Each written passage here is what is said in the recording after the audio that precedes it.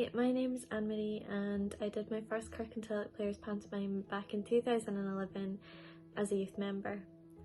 Over the years, I've tried to take an interest in a couple of the different sides of pantomime, and one that's caught my attention more than others has been lighting. A couple of years ago, I was lucky enough to see firsthand our sets being built and the lights being rigged. And it was only then that I've really noticed just how much work actually goes into it on the technical side of things. You don't realise how much preparation, how much building even goes into it, because a couple of the venues that we use for our pantos and have used in the past don't have all of the equipment that we would like. So there's a lot of packing up some of the stuff that we have and taking it to the venue ourselves, and we have absolutely amazing members who volunteer to go and put all that up for us, and it's just fantastic to see the effort that goes into it, and you don't really appreciate that until you see it. One of the other things that I really have enjoyed in seeing the lighting side of things is just how creative some people can be. I think when you're on stage, one of the things that's quite a misconception about the technical team is that everything's just technical, and it's not. We have some of the most creative people programming our lights, and you get to see the most amazing things happening, and they really do help bring the story to life. And over the past couple of years, watching and learning from these people has just been the most amazing experience ever. Getting to see it firsthand and getting to help run their lights the week of the show. I mean, you start seeing Panto in a completely different light yourself, and it's just one of the most amazing things. Amazing.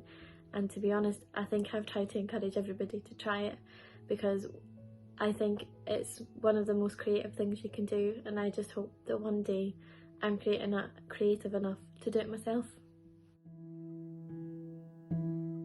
I got into Kirky Players about 4 years ago now. This was basically through my old school. I was studying sound engineering, and I thought the opportunity came up to enhance my skills as a sound engineer, and I've not looked back since. My main job role at Kirky Players is obviously operating the sound desk and being a sound engineer. I need to operate numerous sound desks for each show. For example, a show in the Turret would only be a wee 12 channel desk, compared to Panto Week would be a 38 channel desk, and the two are completely different. The Turret's already set up in Panto, you need to set that up yourself, set everything up yourself, which is very time consuming, but it's worth it in the end. I also locate the right sound effects for each show. This can be really time consuming because I need to watch copyright, need to edit it so it's played for the right time in the show as well. What I think is the most important aspect of being a sound engineer is the health and safety point of view. I think I need to make sure the audience, the actors and actresses and myself are all safe throughout the show. This can involve tying wires down to the floor, making sure the equipment's suitable for use for myself and the actors and actresses. Hello everyone, Sheila here. I'm part of the costume team at Kirky Players.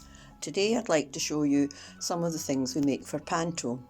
Here's some hats to begin with, a nice sparkly one with earrings attached to it.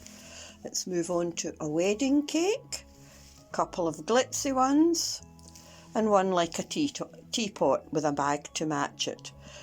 Now the dame very often needs a bag to carry around bits of props, so it's often made to do with the theme. Here's one for when the dame was a queen.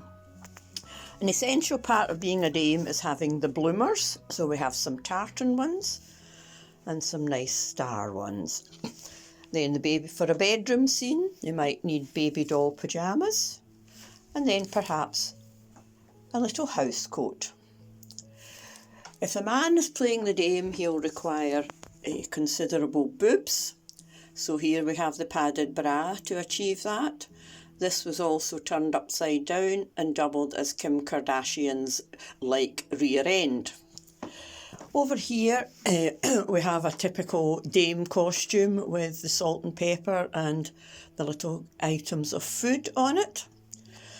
A glitzy costume for going to a dance, which required to have a train, which we used Thomas the Tank Engine, as this always appeals to the younger people.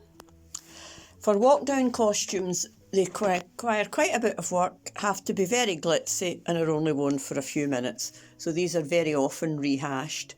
Here's one with the nice inset at the front so it looks like a bare chest, and the original skirt that was attached to it because it's been redone with a different glitzy skirt. Another couple of dames costumes for fancy walk-down things. This is not a walk-down, this is just an everyday costume for a dame. Another kind of skirt, another rehashed walk-down costume, an innocent dress, and a little one with the sporran attached. Hope you've enjoyed seeing the costumes and you'll join us again soon.